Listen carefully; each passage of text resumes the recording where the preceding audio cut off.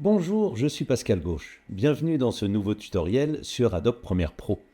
Mais en fait, il ne s'agit pas que d'Adobe Premiere Pro.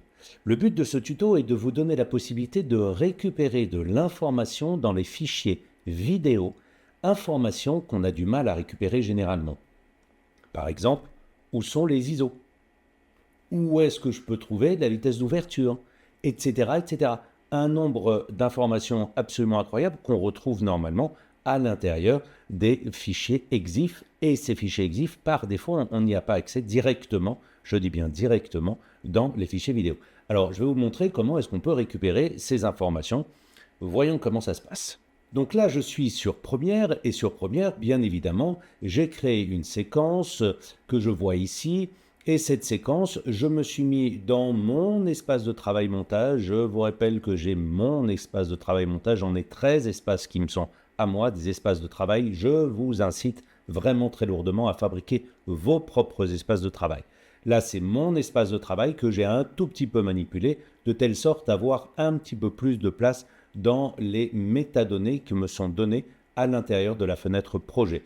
Et si je veux avoir encore plus de place, eh bien je double-clique sur le nom de l'onglet et en double-cliquant dessus, eh bien ça me permet de l'avoir en entier. Et là, qu'est-ce que je vois? Eh bien effectivement, je vois tout plein d'informations. Donc je vois le type de média, la fréquence, machin, etc. Je peux me déplacer et avoir tout plein d'informations, tout plein d'informations, tout plein d'informations, tout plein d'informations. Mais là-dedans, il n'y a toujours pas les ISO. Quelle horreur!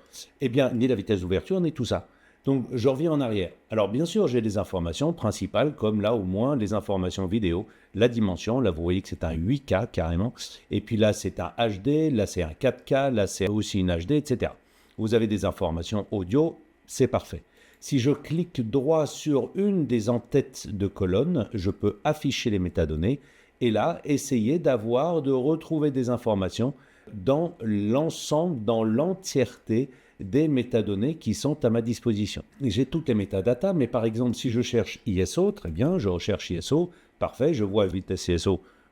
On va tester, je dis OK, et ça s'est rajouté. Si je vais tout au bout, et bien voilà, et oh, c'est vachement intéressant. J'ai que dalle. Donc ça ne donne pas beaucoup d'intérêt. Donc je reclique sur l'entête, je recherche IS et je vais décocher la vitesse ISO parce que de toute façon, ça me sert à rien. Bon, ça, c'est parfait, c'est une des premières choses. Si je vais dans Resolve, eh bien, j'aurai exactement les mêmes informations. C'est-à-dire, j'aurai des trucs à peu près comparables, mais toujours pas les ISO, toujours pas la vitesse d'ouverture et toujours pas un nombre d'informations très importantes qui peuvent nous servir, pas tout le temps, je le conçois, mais qui peuvent nous servir à un moment ou à un autre et dont on a besoin. Donc pour ça, il y a en fait, avec certaines caméras, la possibilité de récupérer ces métadonnées sous forme d'un fichier qu'on appelle sidecar, un fichier qui est à côté. Un sidecar, comme vous avez la moto avec une place pour le passager à côté. Donc voilà, c'est un sidecar, c'est un fichier qui est à côté de notre fichier principal et qui conserve les informations de métadonnées. Et typiquement, par exemple, les RAID, comme celui-ci, le Monument Valley R3D, c'est une RAID qu'on m'a prêtée. Et donc, si je vais dans mon explorateur des médias, voilà le document dont je parle, qui est le RMD. Et le RMD, si je vous montre ce que c'est, eh bien voilà, c'est R Markdown Metadata. C'est donc un fichier qui va écrire avec des balises, machin, etc., tout plein d'informations relatives à votre média au moment de sa prise de vue. Donc c'est génial, c'est vraiment l'entièreté des informations qui sont dedans. Donc ça, peu de caméras le font, mais quand même un certain nombre. Et si jamais vous avez ces métadonnées à côté, ne les supprimez pas, parce que ça peut vous rendre service de pouvoir retrouver l'information. Et comment est-ce que je vais pouvoir retrouver l'information? Eh bien, si je retourne dans mon Monument Valley RMD, si je fais un clic droit, il faut que je le lise avec un éditeur de texte. Je suis sur PC, donc j'ai Notepad++ qui est vachement bien, gratos, tout vraiment fabuleux. Il est bien mieux que l'éditeur de texte de base. Sinon, vous avez TextEdit, je crois, sur Mac. Si je clique dessus, ça va me donner tout plein d'informations. Et là, voilà, doctype, RAID, EXIF, etc., etc. Et j'ai toutes mes informations là. Et là, vous allez me dire, ah, Pascal, mais comment je fais pour trouver l'info? Et ben voilà, là, vous avez un champ de recherche. Et je vous parle d'ISO. Et ben, je vais rechercher ISO, je fais suivant et badaboum. Et je vois que mon ISO est de 320. Et si maintenant je tape par exemple aperture, qui est donc l'ouverture du diaph en anglais, et bien voilà, je vois que son ouverture est à F99. C'est parfait. Ok, ça c'est très bien, mais il faut avoir ce fichier à côté pour pouvoir y avoir accès. Donc c'est pas toujours évident. Alors, il y a une autre méthode pour avoir de l'information. Voyons ce que ça va donner comme possibilité. C'est d'utiliser MediaInfo. Et MediaInfo, c'est un petit logiciel, un petit utilitaire qui va vous permettre de récupérer de l'information de façon beaucoup plus explicite que les simples informations sur Premiere. En tout cas, vous avez beaucoup plus d'informations, comme on peut le voir là. Ça inclut les containers, les tags, les vidéos, les sous-titres. En fait, ça correspond à l'entièreté des différents éléments que vous pouvez avoir à l'intérieur d'un format, puisqu'un format, je vous rappelle que ce n'est pas le MP4, le .mov, non, ça c'est un container. À l'intérieur du format, à l'intérieur du fichier, vous aurez 11 éléments différents qui constituent le format du fichier qui est à l'intérieur d'un container. Donc, c'est ces informations qu'on récupère. Voyons si on va récupérer les ISO. Donc ça, je vous ai mis le lien dans la description pour télécharger. C'est sur Mac et sur PC. Voilà, MediaInfo, voilà, Download. Et là, vous avez Windows, Mac, etc., etc., tout ce que vous voulez comme OS. Et si je regarde maintenant comment ça se passe, et par exemple, si je retourne sur mon MXF là, eh bien, en faisant un clic droit, j'ai MediaInfo qui a été installé à l'intérieur du menu contextuel. Ça, c'est ce qui vous arrivera quand vous installerez MediaInfo. Au fait, c'est gratuit, c'est complètement sécurisé. Je vous dis réellement, vraiment, on l'utilise tous. Et en appuyant sur MediaInfo, je vais avoir l'information relative donc à ce fichier avec le nom général, avec évidemment son lien, le format, donc c'est l'extension plus exactement, le temps que ça dure, le débit et les audios. Et vous voyez que j'ai un audio 1, un audio 2, un audio 3 qui apparaissent là. Donc j'ai vraiment beaucoup d'informations, mais toujours pas mes ISO. C'est quand même assez énervant. J'ai plein de choses, mais toujours pas les ISO, l'ouverture et autres. Bon, donc c'est quand même énervant parce qu'il n'y a pas encore toutes les informations que je désire. Alors, on va essayer autre chose. Il existe un outil qui s'appelle Catalyst Browse, qui est gratuit, qui est le point .exe que vous avez là, et je vous ai mis dans la description le fait que vous pouvez le télécharger si vous avez des bécanes Sony, mais aussi ça marche pour les bécanes qui ne sont pas Sony, sauf qu'il y a une limitation.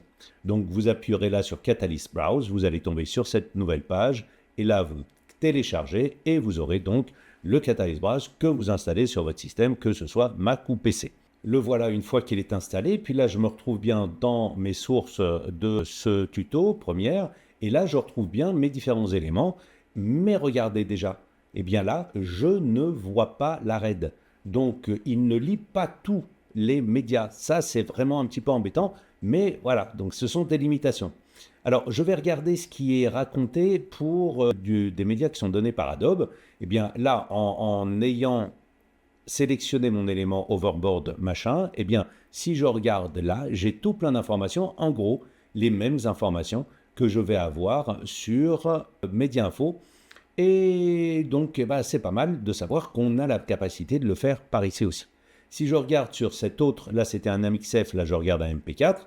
Eh bien, je vois que les formats ne sont pas les mêmes. Et si maintenant je regarde une caméra Sony, eh bien la caméra Sony, regardez ce que vous avez en plus en bas. Ah, les voilà, les métadonnées d'acquisition. Et dedans, je vais retrouver, alors qu'on ne les a pas ailleurs, le fait que j'ai tourné en ouverture manuelle pour l'exposition, que j'étais à 100 ISO, et que ma vitesse, elle est où la vitesse? J'étais au 50e de seconde. Eh bien, tout ça va me servir à pouvoir exploiter, je dirais, l'information dont j'ai besoin réellement pour pouvoir travailler et améliorer mon workflow. Mais il y a une dernière solution qui est vachement bien. Et cette dernière solution, eh bien, elle s'appelle TrueExif. Eh bien, nous l'avons ici, c'est un mec qui s'appelle Camille Pekala. Eh bien, lui, il fait en fait des presets et des plugins pour Premiere. Et il y en a un qui s'appelle TrueExif, celui dont je viens de vous parler, et qui est gratos. Donc, même si vous faites Add to Cart, au moment de l'achat, il y aura 0, donc ça ne vous demandera rien du tout, et vous pourrez l'obtenir comme ça de façon gratos. Vous avez un tuto en plus qui existe là.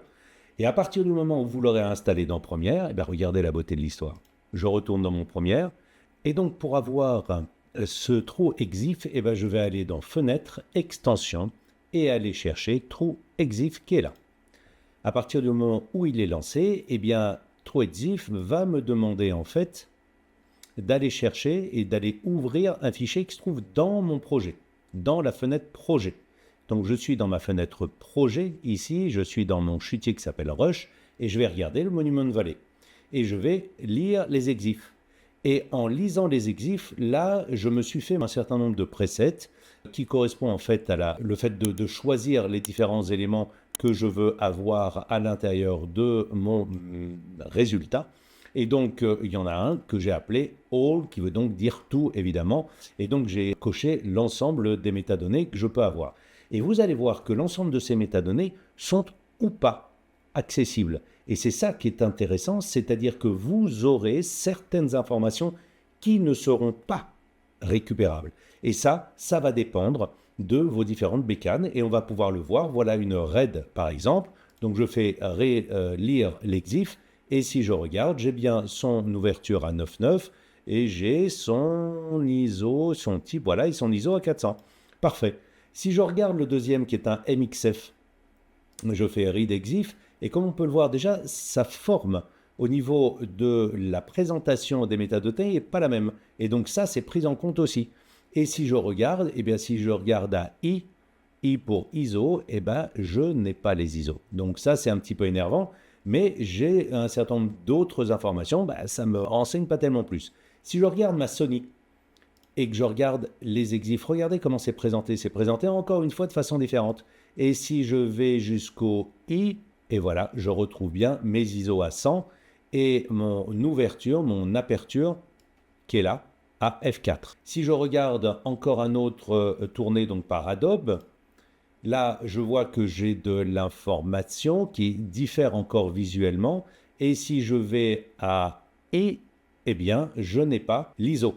Si je continue à descendre avec du MP4 qui a été réencodé, eh bien là, est-ce qu'on en a? Eh bien non, vous voyez que le E, on ne l'a pas encore avec l'ISO à cet endroit-là. Donc en fait, TrueExif ne va pas faire des miracles, mais par contre, ça vous permet de l'avoir directement sur votre première et de ne pas être obligé d'aller chercher à droite, à gauche. C'est vraiment un flux de production extrêmement rapide.